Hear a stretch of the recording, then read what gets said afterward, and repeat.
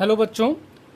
तो हम आज इसका पार्ट 2 चालू करने वाले हैं, problem based on quadratic equations का। पिछले पार्ट में हम लोगों ने बेसिक कॉन्सेप्ट समझा और हमने 2 क्वेश्चंस लगाए थे जिनसे हम समझ पाए थे कि कैसे हमको क्वेश्चंस को अप्रोच करना है। हमने पिछले पार्ट में समझाया था कि हर एक क्वेश्चन में हमें 2 जो है कंडीशंस देखने को मिलेंगी। उनमें से एक कंडीशन में हम लेट करेंगे और दूसरी कंडीशन में जो लेट की हुई क्वांटिटीज हैं उनको पुट करके हम क्वाड्रेटिक इक्वेशन बनाएंगे और अपने रिक्वायर्ड रिजल्ट तक पहुंचेंगे। तो आज हम उसी के सीक्वेंस में आगे बढ़ते हैं। तो हम इसका थर्ड क्वेश्चन करने वाले हैं, जिसमें ये क्या दिया हुआ है, the sum of squares of 2 consecutive integers is 41। Third वाला, the sum of squares of 2 consecutive integers is 41। तो इंटीजर्स हमें फाइंड करने हैं। अब देखिए, इंटीजर्स पॉजिटिव भी हो सकते हैं, नेगेटिव भी हो सकते हैं, इट कैन बी एनीथिंग। तो अब कॉन्जिक्यूटिव इंटीजर्स हमें लेट करने, तो हम क्या करते हैं, देखो ये एक इंटीजर i1 और एक इंटीजर i2 कुछ ऐसा रहा होगा, ठीक है।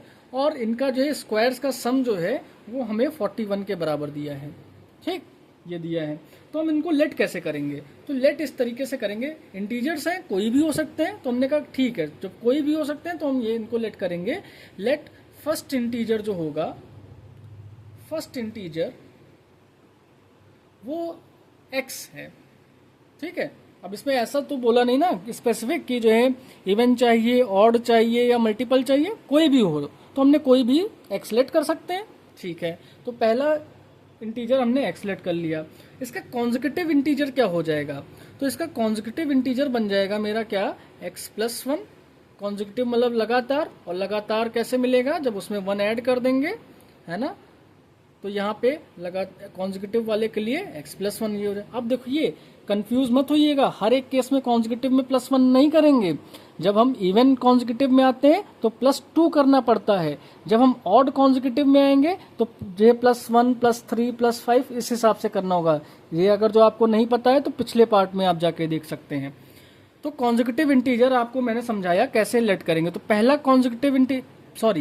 पहला इंटीजर हम लोगों ने x लेट किया और उसकी हेल्प से जो उसका कॉन्जिक्यूटिव इंटीजर होगा वो x+1 बन जाएगा। अब कंडीशन में दिया था कि इंटीजर्स का स्क्वायर 41 के बराबर है, तो पहले का स्क्वायर x², दूसरे का स्क्वायर x+1 का स्क्वायर, और इसकी वैल्यू 41 के बराबर दी है। हमने ओपन करना चालू किया, ये x² था, ये तो होल स्क्वायर लिखा हुआ है x+1 का होल स्क्वायर। तो अगर जो आपको फॉर्मूला याद होगा तो क्या होता है, a² + b² + 2ab, तो मैं इसको 2x लिख सकता हूँ = 41। अब x² और x² आपस में ऐड होंगे तो ये 2x² और ये 2x प्लस का 1 था, और ये 41 उधर से इधर जो ले आएंगे, क्योंकि एक क्वाड्रेटिक इक्वेशन में हमें एक स्क्वायर वाला टर्म, एक x वाला टर्म और एक कांस्टेंट टर्म चाहिए होता है। अब देखिए 41 - 41 + 1 तो ये 40 आ जाएगा, ठीक है। यहाँ तक हम पहुँच चुके। अब हमने देखा जब इस रिजल्ट तक पहुँचे, एक क्वाड्रेटिक इक्वेशन फॉर्म की, देखा इसमें 2 यहाँ भी है, 2 यहाँ भी, और ये भी 40 भी 2 का मल्टीपल है। तो जब सब में 2 मुझे कॉमन दिख रहा है तो मैं क्या करूँगा, यहाँ से 2 कॉमन कर लूँगा, जिससे कि मेरी क्वाड्रेटिक इक्वेशन थोड़ी सी आसान हो जाए। इनको मैंने कॉमन कर लिया। ये 2 जब जो है RHS में जाएगा तो जो है ये क्या होगा, 0/2, और 0/2 हमेशा 0 के बराबर होता है। तो हमारी रिक्वायर्ड क्वाड्रेटिक इक्वेशन क्या हो जाएगी, x² + x - 20 = 0, ये बन जाएगी, ओके। अब इसको सॉल्व कर लेते हैं थोड़ा सा। Quadratic equation splitting method use कर लूँगा मैं। यहाँ पे स्प्लिटिंग मेथड यूज़ करके क्या किया मैंने, x² + x - 20 = 0 है, तो इसको मैं क्या लिख सकता हूँ, x² 5 - 4x - 20 0 के बराबर हो जाएगा। तो यहाँ से क्या आ जाएगा, x² प्लस का 5x माइनस का 4x माइनस का 20, ये 0 के बराबर हो जाएगा। ये टर्म जो है कट हो रहा है, ओके, दिख रहा होगा अब आपको, ठीक। तो ये क्या बन जाएगा, यहाँ से x कॉमन कर लेंगे, तो x जब कॉमन करेंगे तो क्या बचेगा, x + 5, और यहाँ पे माइनस का 4 कॉमन कर लेंगे तो यहाँ पे x प्लस 5 इक्वल टू 0। तो एक ब्रैकेट मेरा बन जाएगा x माइनस 4 और एक ब्रैकेट मेरा बन जाएगा x प्लस 5 इक्वल टू 0 के बराबर। जब x माइनस 4 को जो है 0 के कंपेयर करोगे तो x की वैल्यू क्या आ जाएगी 4, और जब x प्लस 5 को 0 के कंपेयर करोगे तो 1 की वैल्यू क्या आ जाएगी -5। तो यहाँ पे दो वैल्यूज जो है हमें पॉसिबल जो है देखने को मिल सकती हैं, +4 भी मिलेगा और -4 भी। क्या पॉजिटिव इंटीजर बोला था? तो ऐसा कुछ नहीं बोला था। जब पॉजिटिव बोलता तो सिर्फ हम +4 लेते, नेगेटिव बोलता तो सिर्फ माइनस, ऐसा कुछ जो एस सच बोला नहीं है। तो हम जो दोनों को ये केस लेंगे कि एक x की वैल्यू 4 या x की वैल्यू -5 हो सकती है। तो इसकी वजह से जो रिजल्ट्स क्या आएंगे, आंसर क्या आएगा? तो पहला इंटीजर जो अगर जो मैं x की वैल्यू 4 लेता हूँ, यहाँ पे देखिए फर्स्ट इंटीजर x की वैल्यू थी, फर्स्ट इंटीजर की वैल्यू x के बराबर थी, और अगर जो मैं x को 4 ले लेता हूँ तो पहला जो फर्स्ट इंटीजर यहाँ से क्या बन के आ जाएगा, वो बन के आ जाएगा 4। तो उसकी वजह से उसका कॉन्जिक्यूटिव सेकंड नंबर क्या आ जाएगा, तो 5 आ जाएगा। अगर जो मैंने पहला इंटीजर ये -5 के हिसाब से लिया तो पहला -5, तो सेकंड वाला क्या आ जाएगा, तो सेकंड वाला इसका -5 + 1 जो -4 के बराबर आ जाएगा। तो यहाँ पे दो जो है सेट ऑफ आंसर्स जो है पॉसिबल हो सकते हैं गिवन कंडीशन के हिसाब से। तो इस तरीके से हम इस क्वेश्चन को कर सकते हैं।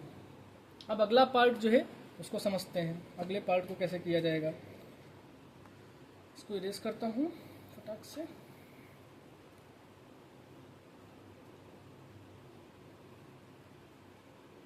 ओके, तो अगला क्वेश्चन है divide 15 into 2 parts such that sum of their reciprocal is 3/10। अब ये डिवाइड करने वाला आ गया। इसको एक जो है स्टोरी से रिलेट करता हूँ। जैसे कि हम लोग के घरों में हम लोग के मामा या बुआ लोग आते हैं, तो जब वो जा रहे होते हैं तो हम लोग क्या करते हैं, उनके पीछे पीछे जो है चलना चालू कर देते हैं कि जो है वो जाएंगे तो हम लोग को पैसे दे के जाएंगे। अब लेट करिए हम जो है हम दो भाई हैं, ठीक है, 2 ब्रदर्स हैं।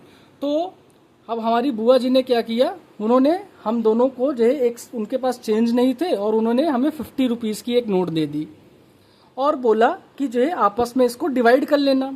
ठीक है, अब मैं ठहरा जो है एक नंबर का होशियार, तो मुझे टोटल अमाउंट कितना मिला, टोटल जो अमाउंट मिला वो जो है 50 रुपीज़ का मिला। हमने क्या किया, जिसको जो है तुरंत गया जो है एक शॉप पे और उसको जो है चेंज करवा के इसमें से 30 रुपीज़ मैंने ले लिए। अब बताइए मेरा जो ब्रदर है उसको जो है कितना मिला होगा? भाई मेरा अमाउंट और मेरे ब्रदर का अमाउंट वो जो टोटल मिलके 50 के बराबर होगा। और अगर जो इसमें से मैंने 30 रुपीज़ ले लिए तो मेरे ब्रदर को क्या मिलेगा, उसमें से 50 से 30 माइनस करके मिलेगा, है ना। तो मेरे ब्रदर की जो भी उसको अमाउंट मिल रहा है वो किस पे डिपेंड कर रहा है कि मैंने कितना अमाउंट लिया है। मैंने अगर जो 20 रुपीज़ लिया होता तो मेरे ब्रदर को 30 मिल रहा होता। मैंने अगर जो 10 रुपीज़ लिया होता तो मेरे ब्रदर को 40 रुपीज़ मिल रहे होते, है ना। तो एक की वजह से देखो हम देख क्या सकते हैं कि दूसरे का अमाउंट जो है डिपेंड कर रहा है। अब हम अपने क्वेश्चन पे जो है वापस आते हैं। देखिए यहाँ पर ये क्वेश्चन में क्या लिखा है कि डिवाइड करना है हमें किसको, हमें डिवाइड करना है 15 को, 15 को 2 पार्ट्स में डिवाइड करना है। तो हमने कहा ठीक है 15 रुपये जो है लेट करते एक ये इसको जो है रफ वर्क में, अगर जो आपका दिमाग नहीं चल रहा है तो आप इसको रफ वर्क में कर सकते हैं कि जो है 15 था तो 15 को 2 पार्ट्स में कर लिया, एक P1 पार्ट एक P2 पार्ट। इसमें से अगर जो एक पार्ट को लेट कर लेते हैं, let the 1 part be x, अगर जो एक पार्ट इसमें x हो गया तो दूसरे पार्ट की वैल्यू क्या हो जाएगी। तो अगर जो आप इसको रफ में करके देखेंगे, जैसे आप नहीं समझ पा रहे हैं इसको डायरेक्टली, तो ऐसे देख सकते हैं कि अगर जो 2 वैल्यूज थी P1 P2, भाई तो डिवाइड करना था 15 को ना, तो 15 रुपए 2 लोगों में डिवाइड करना था, ये भी दिया था 2 पार्ट्स में डिवाइड करना है। तो हमने कहा एक पार्ट P1 एक पार्ट P2 और वो 15 के बराबर है। तो एक की वैल्यू अगर जो x हो गई, P1 की वैल्यू अगर जो x हो गई तो P2 की वैल्यू देखो यहाँ से क्या आ जाएगा, तो आप देख सकते हैं कि P2 की वैल्यू 15 माइनस x आ जाएगा, राइट। तो जो यहाँ पे अदर पार्ट की वैल्यू होगी वो क्या होगी, तो अदर पार्ट की वैल्यू यहाँ से निकल के आएगी 15 माइनस x। तो देखिए पहली कंडीशन से हम लोगों ने क्या किया, इसको लेट कर लिया कि 2 इंटीजर्स, 2 जो है 15 रुपीज़ थे, उनको 2 पार्ट में डिवाइड करना था। तो 2 पार्ट को डिवाइड करना था, उससे हमने इनके एक पार्ट और दूसरे पार्ट की वैल्यूज को लेट कर लिया है। अब जो अगली कंडीशन बोला है, such that sum of their reciprocal is 3/10, इनके रेसिप्रोकल्स का सम करना है। तो पहले पार्ट का रेसिप्रोकल देखिए क्या होगा, reciprocal of first part, reciprocal of first part. तो हम देखते हैं, रेसिप्रोकल का मतलब होता है जो भी आपका नंबर है उसको 1 कर दीजिए, ठीक है। तो ये हो जाएगा जो है रेसिप्रोकल ऑफ फर्स्ट पार्ट। और रेसिप्रोकल ऑफ सेकंड पार्ट क्या निकल के आएगा, तो रेसिप्रोकल ऑफ सेकंड पार्ट जो होगा वो निकल के आएगा 1/15 - x, है ना, 1/15 - x हो जाएगा। और इनका क्या बोला गया है, सम, इनका सम, ये क्वेश्चन हम लोगों ने पहले भी कर रखे हैं ये किसी टाइप का। तो 1/x और 1/15 - x, इसकी वैल्यू क्या है, 3/10 के बराबर दे रखी है, राइट। अब यहाँ पे क्या करेंगे हम लोग, तो हम लोग यहाँ पे इनका एलसीएम ले रहे होंगे। तो एलसीएम लेंगे तो ये x, एलसीएम लेना आपको आता होगा, नहीं आता है तो आपने बहुत गलत काम किया है, अभी तक नहीं सीख पाए। तो ये 15 - x और +x, किसी दिन अलग से इसके लिए एक वीडियो बना दूंगा। हाँ, तो हमने देखा कि हमने नीचे एलसीएम लिया, तो एलसीएम आया x और 15 - x, जिसकी वजह से यहाँ पे x था, कमी किसकी थी, तो 15 - x की कमी थी, तो इसकी जगह पे, इसके 1 की जगह पे 15 - x आ जाएगा। और यहाँ पे 15 - x था, कमी किसकी थी, x की, तो इसकी जगह पे 1 के साथ x आ जाएगा। ओके, तो ये x और ये x आपस में सेम होने की वजह से अपोजिट सिंबल के साथ कैंसिल हो गए। ओके, तो अब यहाँ पे क्या बचा मेरा, तो थोड़ा मुझे ऊपर का पार्ट कहीं जगह बनानी पड़ेगी, इधर इरेज कर देता हूँ, इधर है पार्ट जगह अच्छी खासी। तो यहाँ से हम देख सकते हैं, इधर लाइन खींच देता हूँ ऐसे, ठीक। तो यहाँ पे क्या बचा मेरा, तो ये 15 बचा था और अपॉन में x और ये 15 - x, इसकी वैल्यू 3/10 के बराबर।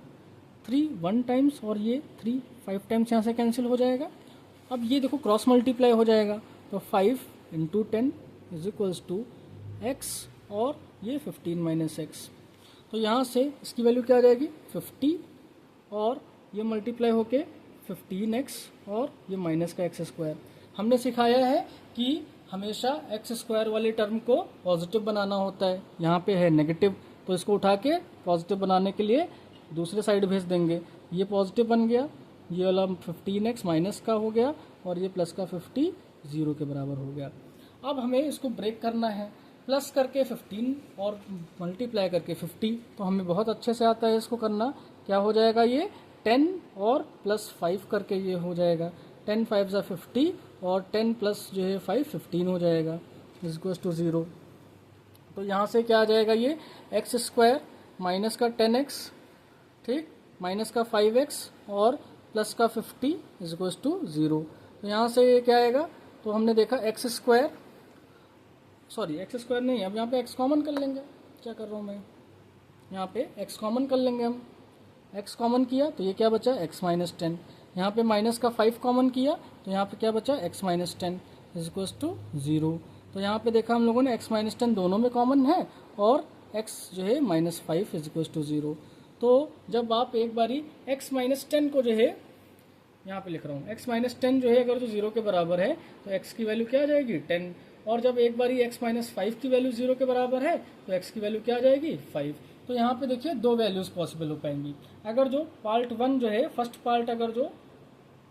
पार्ट जो है वहाँ पे x था, तो उसकी जगह पे अगर जो हमने ये वैल्यू डाली, ये वाली, एक ये आई और एक ये आई, अगर जो 10 डाला तो दूसरा पार्ट जो होगा वो क्या बन के आ जाएगा, 5 बन के आ जाएगा। और अगर जो फर्स्ट पार्ट जो है हमारा 5 हुआ तो दूसरा वाला पार्ट जो है क्या हो जाएगा, सेकंड पार्ट हमारा, तो वहाँ से वो 10 बन के आ जाएगा। तो दो सेट ऑफ आंसर्स हमारे पॉसिबल हो सकते हैं यहाँ पे, ठीक है। इस तरीके से इस क्वेश्चन को सॉल्व करना था। अब हम इसका जो है इसको इरेज कर लेता हूँ मैं, दूसरे पार्ट पे पहुँचते हैं, और सॉरी दूसरे पार्ट नहीं, दूसरे क्वेश्चन पे पहुँचते हैं हम लोग। साफ हो जाए जल्दी से।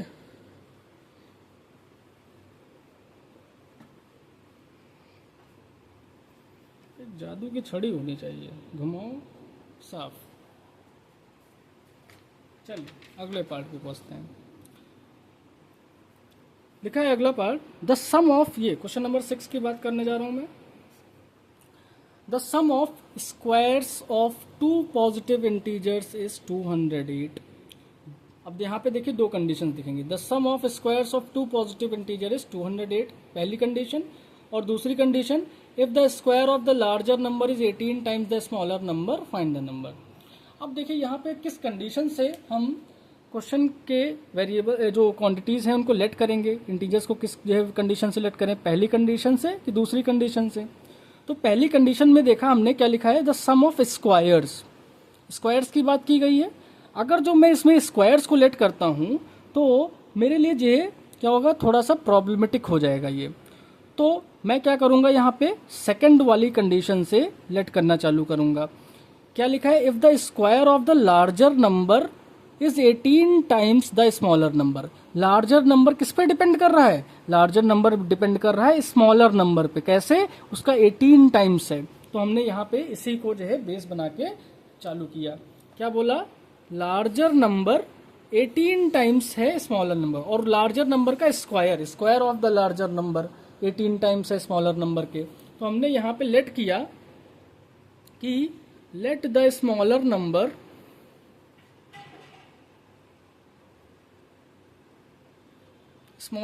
B x। स्मॉलर नंबर अगर जो x है आपका, तो इसकी वजह से लार्जर नंबर क्या हो जाएगा। देखिए कंडीशन के हिसाब से क्या दिया था, अकॉर्डिंग टू कंडीशन अगर जो मैं लिखूं तो यहाँ पे दिया था कि लार्जर का स्क्वायर जो है वो 18 टाइम्स, टाइम्स मतलब मल्टीप्लिकेशन स्मॉलर नंबर के हैं, स्मॉलर नंबर के हैं, है ना। तो लार्जर नंबर देखिए क्या मेरा निकल के आ जाएगा। अगर जो लार्जर की वैल्यू निकालनी है तो लार्जर का स्क्वायर हमने लेट किया है स्मॉलर नंबर को, ये 18x हो जाएगा। तो यहाँ से लार्जर की वैल्यू क्या आ जाएगी, तो वो क्या अंडर रूट ऑफ 18x आ जाएगा। अंडर रूट कहाँ से आया, अरे भाई ये स्क्वायर यहाँ पे लगा था, तो ये अब स्क्वायर LHS से RHS में जाता है, तो स्क्वायर जो है अंडर रूट में कन्वर्ट हो जाता है। बेसिक नॉलेज है ना, ये शायद समझ में आया होगा।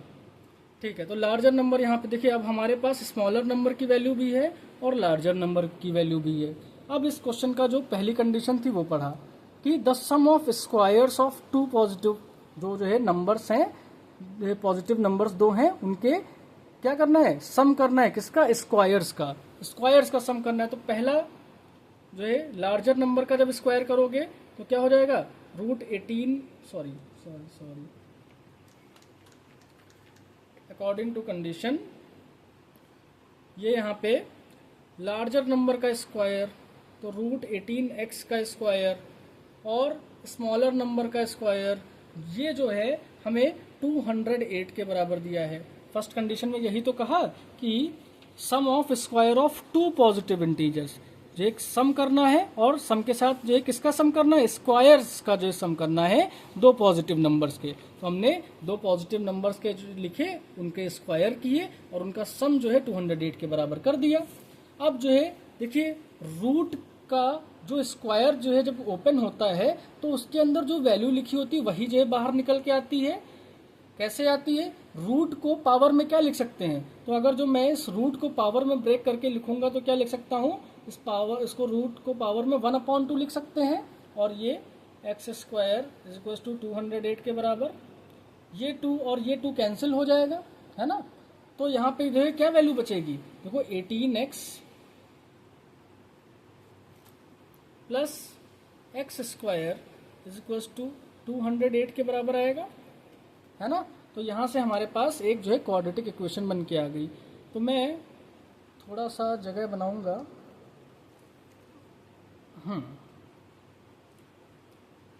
इधर थोड़ा सा इसको इरेज कर लेता हूँ। ओके लग जाइए, ठीक है। इधर हमने इसको इरेज करेंगे तो हमारी क्वाड्रेटिक इक्वेशन बन के आ गई थी एक्स स्क्वायर प्लस का 18x इज इक्वल टू 208। तो हमने इसको 208 को इधर लेके आए तो एक्स स्क्वायर प्लस का 18x माइनस का 208 इज इक्वल टू 0। ठीक, अब 208 का कुछ जो है डायरेक्ट तो हमें दिखेगा नहीं, तो यहाँ पे आपने स्प्लिटिंग मेथड में इसका तरीका सीखा होगा कैसे जो है करते हैं। तो हम क्या करते हैं, जो यहाँ पे जो है कांस्टेंट नंबर होता है इसको जो है लिखते हैं और इसके फैक्टर्स जो है बनाएंगे हम लोग। तो हमने क्या किया, हमें माइनस करके 18 लाना है, तो हमने इसको ब्रेक करना चालू किया। तो ये देखो 2 का क्या है 104 टाइम्स लिखा हुआ है, ठीक है। और इसको ब्रेक करेंगे तो ये 104 को 2 इंटू 52 में ब्रेक कर सकते हैं, ठीक है। और इसको ब्रेक करेंगे तो 2 इंटू 2 इंटू 2, और ये क्या है लिखा है मेरे पास जो है 26 लिखा है ना। और अगर जो मैं इनको सबको प्रोडक्ट करूं तो 2 2 जा 4 2 जा 8 और इधर इससे ये 26, क्या मैं अगर जो 26 से 8 को जो है माइनस करूंगा तो क्या 18 आ जाएगा? तो हाँ, अगर जो मैं इससे माइनस करूंगा तो 18 आ जाएगा। तो देखिए यहाँ पे 26 माइनस 8 करने पे 18 मिल रहा है और 26 इंटू 8 करने पे 208 मिल जाएगा। तो यही दोनों हमारे जो है फैक्टर्स बन के आ जाएंगे। तो यहाँ से क्या बन के आया, इसका जो है रिक्वायर्ड हमको एक्स स्क्वायर प्लस का 26 minus 8x minus 208 is equal to 0 के बराबर। ठीक, इसको ओपन करूंगा मैं तो एक्स स्क्वायर 26x माइनस का 8x माइनस का 208 इज इक्वल टू 0 के बराबर। x कॉमन करूंगा यहाँ से तो क्या बचेगा x प्लस 26, यहाँ से माइनस का 8 कॉमन करूंगा तो x plus 26 is equal to 0। तो यहाँ से अगर जो दोनों से देखूंगा तो x प्लस 26 मिला और यहाँ से क्या मिला x माइनस 8 मिला 0 के बराबर। तो जब x प्लस 26 को 0 से कंपेयर करूंगा तो x की वैल्यू माइनस का 26, जब x माइनस 8 को 0 से कंपेयर करूंगा तो x की वैल्यू प्लस का 8। क्या करना था हमें, कैसा नंबर चाहिए था? तो यहाँ पे लिखा था देखिए क्या, पॉजिटिव नंबर चाहिए था, है ना। और पॉजिटिव नंबर के लिए ये x की वैल्यू कभी भी नेगेटिव नहीं हो सकती है। ये वाला जो है हमारा केस कैंसिल हो जाएगा और पॉजिटिव x की वैल्यू 8 यहाँ पे सस्टेन कर जाएगी। तो जो स्मॉलर नंबर होगा वो हमारा निकल के क्या आ जाएगा, स्मॉलर जो नंबर होगा वो 8 निकल के आ जाएगा। और जो मेरा लार्जर नंबर होगा वो कैसे निकलेगा, तो अंडर रूट 18 इंटू 8 करोगे आप जो है। इसको जो है करने के बहुत सारे तरीके हैं। इसको जो है आप 9 इंटू 2 लिख सकते हैं और 8 2 जा 16, तो वहाँ से 3 इंटू 4 करके 12, या इसको मल्टीप्लाई कर लेंगे डायरेक्ट 144 जो कि 12 निकाल देगा।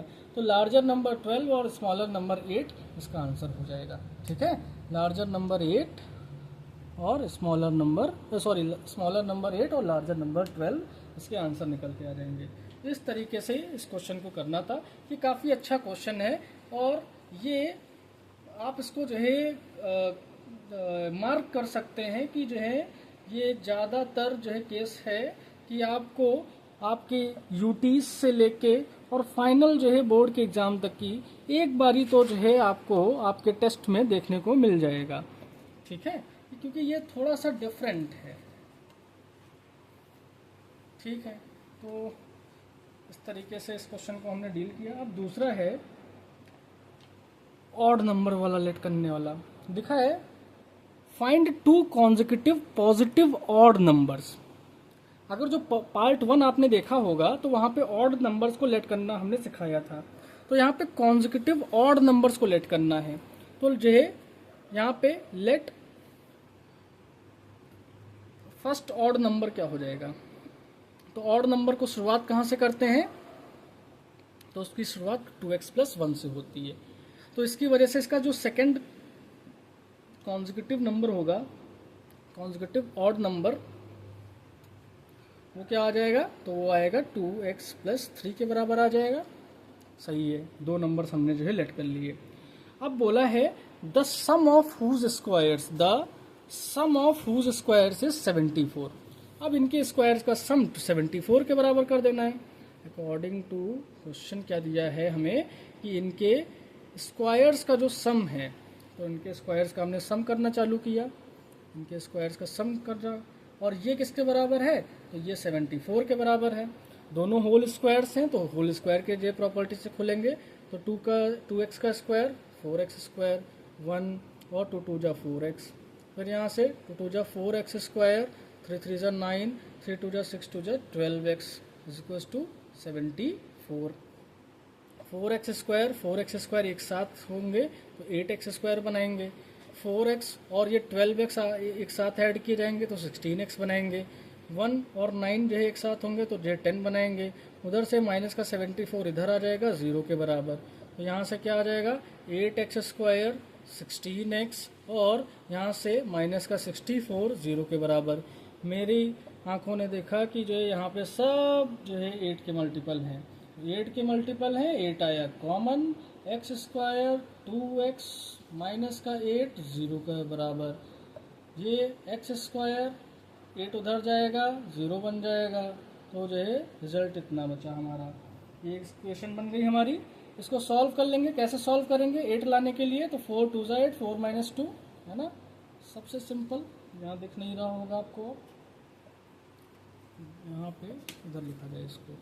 तो ये हमारा x² प्लस का 2x minus 8 is equal to 0 आया था। तो इसको कर सकते हैं x² plus 4 - 2x minus 8 is equal to 0 के बराबर। यहाँ से x² ठीक प्लस का 4x माइनस का 2x माइनस 8 0 के बराबर। x कॉमन किया यहाँ से तो क्या बचा x प्लस 4। यहाँ से -2 कॉमन किया तो x प्लस 4 0 के बराबर। तो यहाँ से x - 2 और x plus 4 is equal to 0 के बराबर हो जाएगा। तो यहाँ से x - 2 को जब 0 के कंपेयर करोगे तो x की वैल्यू क्या आएगी 2। x प्लस 4 को जब 0 से कंपेयर करोगे तो x की वैल्यू क्या आएगी -4। तो दो वैल्यूज पॉसिबल हो गई।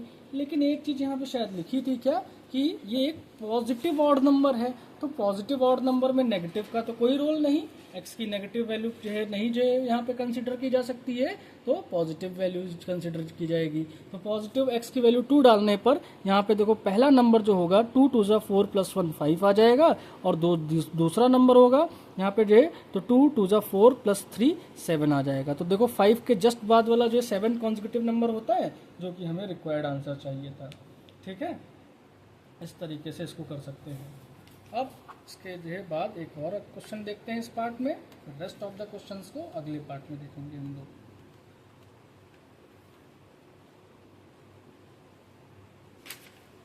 तो यहाँ पे हमने देखा अगला क्वेश्चन कह रहा है हमसे कि divide 20 into 2 parts such that 3 times the square of one part exceeds the other part by 20।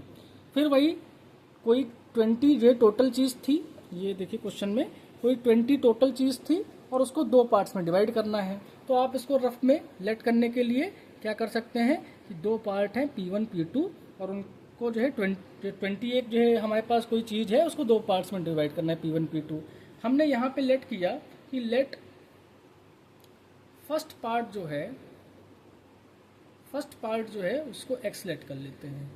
तो उसकी वजह से यहाँ पे जैसे इसकी जगह पे x लेट कर लिया तो P2 की वैल्यू देखो यहाँ से जो है क्या आ जाएगी।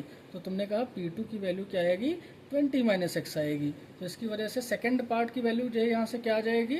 तो सेकंड पार्ट की वैल्यू आ गई हमारी 20 - x। ठीक है, 2 वैल्यूज हमारे पास आ गई। अब बोला कंडीशन दूसरे में बोला 3 times the square of one part. 3 times किसका क्या करना है, एक पार्ट का स्क्वायर करना है, नहीं, such that 3 times the square of one part exceed the other part by 10।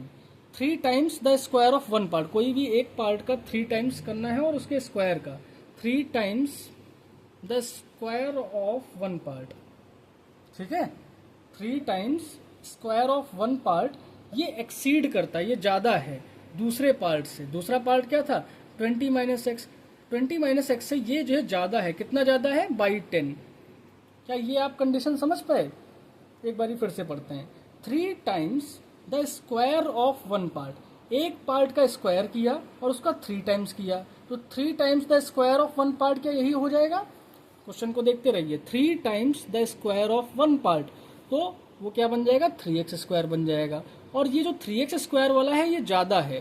ठीक है, कोई भी चीज़ जो ज़्यादा होती है और दूसरे के बराबर करना हो तो हम क्या करेंगे, उससे जो है जितना वो ज़्यादा है वो जो है सब्ट्रैक्ट कर दिया जाता है। तो 3 times the square of one part exceed the other part by 10। जो अदर पार्ट था उससे 10 ये वाला पार्ट, ये पार्ट इस वाले पार्ट से 10 ज़्यादा था, तो 10 ज़्यादा था तो हमने उसको सब्ट्रैक्ट कर दिया, कम कर दिया। तो यहाँ से इक्वेशन हमारी क्या बन गई, ये 3x square minus 10 is equal to 20 minus x. ये x इधर आ जाएगा तो क्या हो जाएगा 3x स्क्वायर प्लस का x माइनस का 10 माइनस का 20 इज इक्वल टू 0। तो ये क्या बन गया 3x स्क्वायर प्लस का x और ये माइनस का 30 इज इक्वल टू 0। अब अगर जो हम यहाँ पे करेंगे तो क्या देखेंगे, ये और ये डेट एक साथ मल्टीप्लाई होंगे।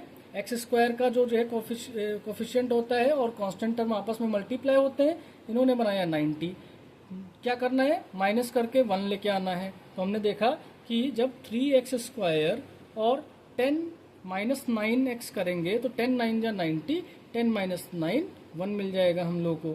तो यहाँ से क्या ये बन गया 3x स्क्वायर प्लस का 10x माइनस का 9x माइनस का 30 इज इक्वल टू 0 के बराबर हो जाएगा। फिर इसको हम अगर जो सॉल्व करेंगे तो देखेंगे क्या, हम यहाँ से x कॉमन कर सकते हैं, यहाँ से इन दोनों से। तो यहाँ से जब x कॉमन करेंगे तो क्या बचेगा, यहाँ पे x कॉमन किया तो ये बचेगा 3x और प्लस का 10 बचेगा यहाँ पे। और जब यहाँ पे माइनस का 9 कॉमन कर लेंगे, नहीं 9 नहीं 3 आएगा कॉमन, क्योंकि 30 जो है क्या है 9 का मल्टीपल नहीं है, 3 जो है कॉमन होगा। तो जब 3 कॉमन होगा तो यहाँ भी क्या बचेगा 3x और प्लस का 10 इज इक्वल टू 0 के बराबर हो जाएगा। तो यहाँ से हम देखेंगे एक पार्ट में आएगा x माइनस 3 और एक पार्ट में क्या आएगा 3x plus 10 is equal to 0। यहाँ से जो है x माइनस 3 को जब 0 के बराबर कंपेयर करेंगे तो x की वैल्यू 3 आ जाएगी। जब हम 3x plus 10 is equal to 0 को कंपेयर करेंगे तो x की वैल्यू माइनस का 10/3 आ जाएगा। ये जो है दो जो है x की वैल्यूज़ निकल के आएंगी। तो हम जब वैल्यूज़ को पुट करेंगे तो देखेंगे एक बारी जब जो है x की वैल्यू 3 पुट करेंगे तो हमें जो एक पार्ट होगा जो है x जो है वो 3 मिल जाएगा, फर्स्ट पार्ट जो होगा वो 3 मिल जाएगा, और सेकंड पार्ट की वैल्यू क्या आ जाएगी 20 माइनस 3 वो 17 के बराबर आ जाएगी। तो इस तरीके से ऐसे क्वेश्चंस को हम जो है सॉल्व कर सकते हैं। Thank you.